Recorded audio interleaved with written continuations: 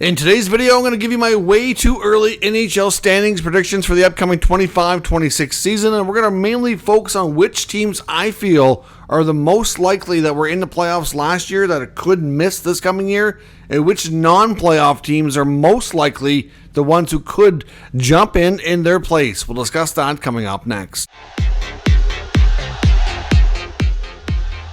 Welcome back to another video here at Top Shelf Hockey. As I mentioned, this video is strictly for fun, way early prediction. I don't expect to get everything right here by any means whatsoever, but I certainly would appreciate all of your feedback and your own predictions in the comments below. So let's just have a fun conversation here based on what we've seen in the offseason so far. We've seen a decent amount of trades. We saw, a lot of the free agents have signed. There's still some questionable RFA players, still players that are rumored to be moved, and I still think there's going to be a decent amount of activity that could even impact some of the opinions I'm going to give here today. But for right now, it's early. The news cycle is starting to slow down a little bit, so I want to throw in some of these, kind of just prediction fun type videos, strictly for discussion purposes only. So I'm going to go through each division, tell you how I think their offseason, just really quickly summarize how each team did, which teams are going to probably be playoff teams, and which teams that were in last year most likely at risk to miss out this time around, and who could take their places. So let's start in the Western Conference. I usually always start in the East with stuff, so let's do a Western Conference beginning here. We're going to start with the Pacific Division. Honestly, I think Vegas is the most likely team that I think early is going to win the division. They already had a really good team, and they had a 100-point player in Mitch Marner. That team is only going to get better and deeper and more offensive. Now, of course, hearing that Alex Pietrangelo is not going to play next year, that's concerning. The D-core to me is still really good, but he's a player that you really can't replace, and I do expect them to still try to find another move to figure out, not replacing him, but bringing in somebody else who can replace him as best as they can. So I do expect something more to Vegas, but I think with what they've done so far, it might not be a ton of moves, but the main one is a big one. I expect they're going to get a Jack Eichel extension announced here sometime soon as well, and I think Vegas is going to be a team to be reckoned with in the Pacific next year. I'm going to put Edmonton in second. I still think that they have some things that need to be done, but when you have McDavid and Draisaitl leading the way, I think at the very least they can still be a really good regular season team. I still think this team is believing in themselves at least to be cup contenders and to get back and try to win that cup finally after two straight finals appearance losses. But right now they're going to be relying on some younger players. We've seen some change. Evander Kane is out. Victor Arvidsson is out. They bring in Isaac Howard from Tampa as going to make his NHL debut. You're going to see Matt Savoy make the jump, hopefully to full-time NHL duty, and hopefully have a big impact. Those two young guys should hopefully ignite McDavid, Draisaitl. I still think the team is going to be, like I said, good enough with this division to at least be a top 3 team. And I'm picking them for second place right now. Maybe even more now. I think when they get to the playoffs, though, I think this team is going to look different than how they start, and I still think they're going to be one of the contenders for the Cup. Number 3, I'm putting Vancouver. I think the Canucks are going to leap up here a little bit. They're certainly a team that we're going to talk about as being a team that could jump in that was out last year. I'm really betting a big time on a bounce back with Vancouver. I expected them to lose Brock Besser. That didn't happen. They've got a new coach. Hopefully no more drama. Drama killed this team last year. So I'm expecting an Elias Pettersson bounce back. If now is the time. If Pettersson can't bounce back this coming year, then I'm going to probably lose complete faith in this player. But, you have a Pettersson bounce back that seems likely to me. You've got Brock Besser, who was expected to go, stays. Connor Garland reignites and re-ups and stays. They lock down Thatcher Demko. If he stays healthy, they get one of the better goalie duos in the league. I think this team can take a step up and take advantage of, in my opinion, what I think is going to be an LA fallback. I'm putting LA in 4th this year. I think we're going to see a little bit of a step backwards. I'm not a fan of what Ken Holland has done with this team so far. The moves on the blue line. I think he gave Jordan Spence away way too early. He's betting on Cody Ceci and Brian Dumoulin. You throw in Joel Edmondson. That's 3. And I know Edmondson had a decent year last year, but I don't know. I mean, the odds of Dumoulin and Edmondson staying healthy, I don't want to bet on that. And to have those 3 guys now be in your D-core, I don't know. I'm not a fan of DJ Smith as the D coach either. So again, I just think LA is in a position here where they're really primed with what Holland has done to take a step back before they take a step forward. We'll see about a Kempe extension, but yeah, I haven't been a fan so far of LA's offseason. In fifth place, I'm putting the Ducks. I think they're going to take a step forward. I think they will contend for playoffs. We'll discuss that further here in just a minute. But, so far they've added some veterans like Kreider and Granlund. They traded Zegras, which is, I think, good in a sense to get him a fresh start. It was hard to see the fit there anymore. To get Joel Quenneville's the new head coach, so it's going to be a whole new style there and a new way of coaching. There's a lot of uncertainty around Mason McTavish. He's not signed, but I think they'll sort that out. Anaheim, to me, is poised to take a step forward this year. Can they get all the way to the playoffs? Probably not, but I think they'll be one of the teams we'll be talking about more. In sixth place, I'm putting Calgary. They're bound to trade Rasmus Andersson, which is going to weaken their D-core, at least temporarily. They lost Dan Vladar, so the goaltending to me is going to be a little bit weaker as well. The forward group took some strides last year. I think they're still going to be a fun team to watch. I don't think they're going to be horrible by any means, but I wouldn't be shocked if Anaheim can pull ahead of them with what they've done compared to what Calgary hasn't done. Seventh place, I've got Seattle. Eighth place, I've got San Jose. Seattle, to me, still has a lot of room to get better. They really haven't done a whole lot this year. They've made a few moves, but nothing to me that's going to be impactful to really jump them ahead of anybody. Same with the Sharks. The Sharks feel like they've signed a ton of players. They've taken on a lot to get to the cap floor and whatnot. I think we're going to see more changes. I don't think the Sharks are anywhere near the roster on paper for starting opening night than what we have today.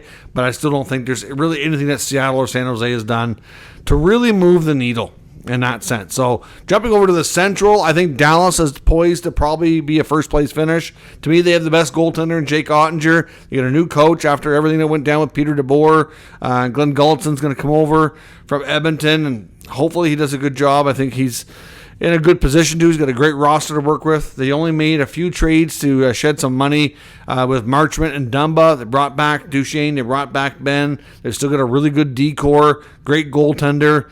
Lost Dadonov in free agency, which is not a huge deal. We don't know about Jason Robertson, that whole situation. That could change things. If they end up making a move there with Robertson, maybe they take a small step back. It's hard to say. But right now, based on today, I'm picking Dallas to win the division. I think the Avalanche will step up and be the second place team. They'll rival Dallas for first place as well. Probably come down to last couple of points. Hopefully a full year of Gabe Landeskog. They kept Brock Nelson, which is good. They lost Jonathan Drouin, but again, Drouin goes, but then they get Landeskog back. Nelson sticks around. Natchez has got a question mark on his long-term future, but still a top player there. Of course, you got McKinnon, McCarr, Taves. They solidified the goaltending last year. I think the Avalanche will be a top threat in this division once again. Third place, I've got the Jets. I do have them taking a step back from their President's Trophy winning ways and first place finish last year. They lose Nick Ehlers, which was a blow. They lose Mason Appleton, which will hurt their third line a little bit. Captain Adam Lowry is going to miss the first couple months of the season with a major surgery. So, I don't really love how things have gone for Winnipeg. They're still looking for some answers. They still got to sign Gabe Vilardi. I don't know that. I don't think this team is going to be god-awful or anything like that, but I don't think they're going to be able to keep up being as good as they were last year. I think right now they're poised for a step back, but hopefully they can find some answers throughout the rest of this offseason into the next year by the time they get to the playoffs. But Winnipeg, still really good, but not quite as good as last year. Utah, I think, is going to step up. I have them in fourth, adding Peterka, Tanev, Schmidt. I really like what they've done. They haven't addressed goaltending yet. That's kind of the one thing that they've attempted to do but haven't been successful with yet. If they add another goaltender to make that position stronger, then I think really look out. Utah, if it wasn't for this division, they'd be even moving up even further, in my opinion. The next 5-6 spots to me is kind of a toss-up between Minnesota and St. Louis. I'm not really sure how that's going to go. It's kind of interchanging, really. Minnesota still has a question mark on the Marco Rossi situation. They added Vladimir Tarasenko, which I don't really think really helps them. He's really been, obviously getting older and not producing like he used to. So I'd be shocked if he suddenly found his game again after 2-3 down years. So I don't really love that. So I don't really think Minnesota's found ways to get better here. They do have some good young players, though. They're expected to get a Kaprizov extension in place.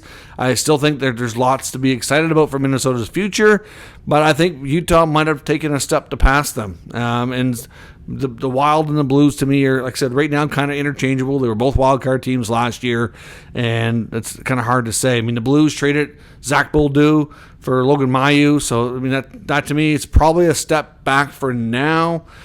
Depending on how much Mailloux blossoms, it could be a step forward. A little bit down the road, hard to say. They add P.S. Suter to add their depth down the middle. He's a pretty good utility kind of player as well. So I like that, but all in all, I just don't know that Minnesota and St. Louis has really done much of anything to really say we've gotten a whole lot better. I think they're pretty close to what they were last year, whereas I feel Utah's done more to move up. Nashville, I have Nashville, Chicago, 7-8. I don't think Nashville's really done much of anything to get better. Largely the same team. They were awful last year. Are they suddenly going to be good? That's big question mark. They have good players. It's just, whatever the reasons were, things didn't work out. I do have big concerns about Roman Josi. I know everything the team has said regarding his health and the diagnosis of him having that condition called POTS might not be concerning to some, but like I said, I know a lot about the condition. We have a friend of ours that's dealt with it personally. I've seen firsthand what it can do to people. It's not as easy as people make it out to be to move past and kind of get it under control. So I do have concerns there as well. So either way, even with Josi or with not, the team, to me, they haven't done anything to change. So why should I think they're going to be better is kind of the approach I'm taking on that one. So in the Western Conference, for me, I think there's still a good chance we could see 5 teams from the Central, but that could level out. It could go 5-4. The teams that I feel are most at risk to miss the playoffs that made it last year, one being the Los Angeles Kings. They are by far the biggest one. Now, we're going to talk about teams. Now, when I say 3 teams, I mean 3 teams amongst the 16 teams that made it between the East and the West. The one team that's on my list from the teams that are more likely to miss is LA. That's my concern. And I think Vancouver is going to be the team to watch to jump into theirs, because they obviously are going to have 3 spots there. And I do think between Minnesota and St. Louis, there's a good chance one of them misses as well, and Utah jumps up. I just haven't quite settled on between the Wild and the Blues who that team is going to be. It's also an Olympic year, so I do wonder if you're going to see Jordan Binnington and Phil Gustafsson are both going to be competing for spots on their national team. So again, who's going to outduel each other there? It's going to be tough to say, right? So we'll see what happens, but those are my Western standings. In the East, we'll go to Metro. I have Carolina in first place. They add the most during the offseason compared to most teams here. They add Nick Ehlers, the top free agent signing. They did the big sign and trade with the Rangers to get K-Andre Miller. Brent Burns and Dmitry Orlov are out off their blue line, so they get younger. Obviously, Orlov to me wasn't as effective as he was earlier in his career. Burns was still effective in smaller doses, but to me, they add some speed, they add some size, they get a little younger. I really like what Carolina's done here as well. So to me, I think Carolina, like they were last year, will be a threat to win the division. I've got New Jersey going into second place. Largely the same team that adds some veterans with Connor Brown, which will give them some speed, penalty killing. Good bottom 6 addition. Evgeny Dadonov, another veteran who can step in and do some of those same things. So to me, New Jersey's not... The big thing there is going to be health, because they lost Jack Hughes again, right? So some of their top stars, like Jack, for example, being the primary one, have been prone to injuries. And if he can stay healthy, then they'll be a lot better. But I think New Jersey is definitely poised to be a top 3 team. I have them in second right now. Going down to the 3-4 spots where it gets complicated for me. I think there's a pretty good chance we could see the Rangers slide into that. They got a new coach with Mike Sullivan, so they're probably going to get the new coach bump. They've traded Chris Kreider. They moved K-Andre Miller. Zach Jones is out. They bring in Taylor Radish, who's not an overly huge addition. Gavrikov will really help solidify things defensively. So, if they pair him with Fox, for example, then that could really help Fox's game, I think. So you throw in that full season of JT Miller there. And again, they're a prime team like with Shesterkin and Panarin's playing for a contract as well. So like you've got a lot of things that should be easily corrected. We know that things really got off the rails last year with a lot of drama off the ice, like Vancouver, and we'll see what happens with them. But to me, I think they could be a team that should show enough improvement to slide up there, which will move Washington back. And I know some people might think I'm crazy, but I don't think it's a hot take. I think Washington is the most prime team for regression. I think pretty much everything went right last year. You saw this team pushing for an Ovi's record more than anything. And I'm not saying they're not going to be a good team. I still think they're going to be in the mix.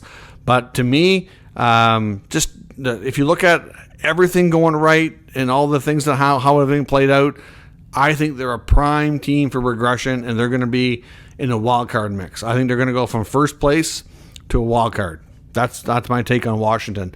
We'll see if I'm wrong, and I'll own up to it if I am, but that's my take on them right now. Columbus, I'm going to say, is going into fifth place. Again, another team that could surprise. They added Coyle and Wood. Largely the same team. Jet Greaves will get more opportunity in that, which will hopefully help solidify things back there. I still think we're going to see a move or two. I know they were trying to add on the blue line and whatnot, so Columbus will be an interesting team to watch. The bottom three teams, I think, will be the Flyers, Islanders, and Penguins. Penguins, I think, are definitely going to be last. They're trying to be bad here. They're expected to move out some more veterans. Flyers and Islanders, I think Islanders will probably be 6. Flyers maybe 7. I don't know. The Flyers actually added more than the Islanders, so they might even finish ahead of them. They added Zegras, they added Vladar. The Islanders, of course, lose Noah Dobson. I'm not sure, is Matthew Schaefer going to play this year? What's the development plan with him? They add Shabanov, Durant. They got Sorokin, hopefully healthy. There's lots to like about the Islanders still, so it's kind of a toss-up. I'm not sure. I mean, the 5, 6, 7 spots are kind of in a interchangeable to some degree. I'm not sure any of them are playoff teams, but they are, definitely have things to like and not like about each roster, we'll say. On the Atlantic, of course, I'm putting the Panthers in first for right now. 2-time Stanley Cup champions. I know they weren't first place last year, but it's hard to bet against this team. They brought everybody back pretty well except for like Nate Schmidt. I think this team is going to be right up there. Even if they're not first place, even if they're second, third, or a wild card team, we know that come playoff time, they're going to be a major threat, and nobody's going to want to play them. So clearly the Panthers are the team to beat still until they're knocked off, and they are the standard. And for me, it's hard to not put them in first because of how well they played in the playoffs. But again, would it be shocking if they finished lower and still had a dominant playoff run? No. We proved that last year that you can't bet against these guys. It's going to be tough to do. But I'm putting them in first for now because it's hard not to. I'm going to put Tampa in second, but I have reservations about that. I think Tampa's a team that, to me, they're getting, they didn't really do a lot, really. They're going to have a full year of Yanni Gourde. Lots of pieces there to like with Point and Kucherov and Cirelli and Gensel, and but some of their key players are getting a little bit older. They're an injury or two away from maybe slipping down, but they had their stretches last year where they looked really, really good. And you're like, okay, this is still a dominant team. But then they get to the playoffs and they bowed out so easy. I'm not sure what to expect from Tampa this year. I think really a lot of it's going to boil down to health. I'm putting Ottawa in third, and for some that might be a hot take too. But they were basically right there last year, 2 points behind the Panthers. They're gonna, and a lot of people will say that the Senators didn't do a lot this offseason. Well, you know why? Is they got all their heavy lifting done at the trade deadline. They're gonna have a full season of Dylan Cousins and Fabian Zetterlund, who are huge additions to this team. Zetterlund's role is going to grow. Cousins is going to be there for the full year with Drake Batherson on his wing. To me, those were major additions. They brought back Giroux. They added to me, which is a little bit of a wild card, but a potential scoring winger in Kaliev. He's a cheap contract too, 1 year, 2-way deal. So if it doesn't work out, so be it. But he's there. He's proven scorer before. Has history with Steve Staios and Michael Landauer. They added Jordan Spence, which is a real nice add on a blue line for practically nothing. So to me, they made their blue line better. They're going to have the forward group is going to be deeper. I mean, look at like I said, just having a full year of those guys makes a major difference. And I think you're going to see Tim Stützle really break out. I think I wouldn't be shocked to see him finally crack 100 points. If Brady Tkachuk can stay healthy again, he'll be back to 40 goals. And he throws Zetterlund on that top line, he'll easily be a 20-goal scorer. You got Cousins and Batherson on the second line with some combination of either Ridley Gregg or David Perron, who's a nice complementary piece. You get Giroux in there as well. Giroux could play that second line. Maybe he plays third line. Giroux and Perron, guys you can move all around and kind of be placeholders depending on what you need. So I think Ottawa is going to be building on what they did last year, not taking a step back. The 4-5 spots I see between Montreal and Toronto. Montreal, I really like their offseason. They added Noah Dobson. They added Zach Bolduc. To me, they're going to, like Ottawa, continue building on what they developed last year. Toronto loses Mitch Marner. They add Maselli and Waugh, who are okay players. I have no problem with what they've added, but the loss of Marner to me is going to be more felt than a lot of people want to acknowledge. They're still a really good team. The goaltenders, again, were really good, but they both have injury history. If they run into any kind of injuries in net, they could be in trouble. Plus, to me, they still don't have a true number one offensive defenseman. They have a good blue line. Their blue line has gotten a lot better over the years, but they still haven't found that true number one quarterback. They were running 5 forwards on the power play a lot last year. They really can't do that, in my opinion, now with Marner's absence. So who are you putting back there? I mean, they tried Riley, they tried Ekman Larson. The coach wasn't quite happy with all that. So I don't know. I can see Toronto still being really good, but being more into that 4-5 range. Again, I can still see a scenario where the Atlantic puts 5 teams in the playoffs, and it might be the same 5 that made it last year, maybe just in a different order. That wouldn't be shocking to me. Detroit, Buffalo, Boston, I have them 6, 7, 8. I don't think we're going to see much change in those standings. To me, Buffalo has not really changed much of anything, so it's hard to say they're going to be better. Detroit got Gibson. They added a couple of more veterans that don't really score much, and Mason Appleton and James Van Riemsdyk. Again, that blue line for Detroit concerns me. I just don't know that Detroit's really going to be better. They haven't done enough for me to show that they're going to be. Same with Buffalo, same with Boston. So Boston's added, everybody they've added is like gritty bottom 6 guys. So I think they're going to be tough to play against, but in my opinion, Boston is not planning to be better this year. I think they're planning to be worse, get another high pick, be really cautious with their cap space, and really the year after is when we're going to see them, hopefully, what they're planning to have some big name free agents available to them, and really take another young player that they get in the draft, go into free agency, add some pieces there, and then that's when they're expecting to really take the jump forward. At least that seems to be their plan. So we'll see. So to me, if you look at the teams that are most likely to miss the playoffs that made it last year, I'm going to say LA, Washington, and then between Toronto and Tampa, I got a funny feeling one of those two takes a step back. And I'm probably going to be wrong on that, but here's the thing. It's just that Toronto, as of right now, have not gotten better. I can say Tampa is at least about the same. Florida's about the same. I think Montreal got better. I think Ottawa got better. Look how strong Ottawa finished after the trade deadline. Like, that's an underrated thing to me, and how people have said they haven't done much in the offseason because they did it at the end of the year.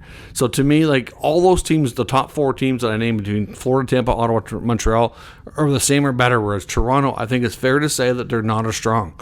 So that's why I think they're at risk. And Tampa, as much as they're about the same, so I think if they're an injury or two away from maybe dropping down. So we'll see where things go. But those are the teams I feel are most at risk to miss the playoffs. The teams most likely to jump into the playoffs. So in the Western Conference, you're going to see probably teams, I think, like Utah and Vancouver. Maybe Anaheim. I think Anaheim's going to come close, but not quite. Calgary, I think, will still be close, but not quite. So those are the teams there. And then in the East, the Rangers would be the main team to jump in and maybe replace Washington. But I think the Atlantic has potential to be the same 5 teams. So to me, that's the main teams I think are going to be missing out, and the main teams that are jumping in. So let me know what your thoughts are. Who do you think is the most likely playoff teams to miss, and who are the most likely teams to jump in their place, and what do you think the standings are going to look like next year as we get ready for the playoffs? Let me know your thoughts, and we'll talk about it further. If you're new to the channel, make sure you subscribe and stick around. We'll keep you up to date with the latest news, rumors, and analysis of all 32 NHL teams. Thanks for watching. I'll catch you next time.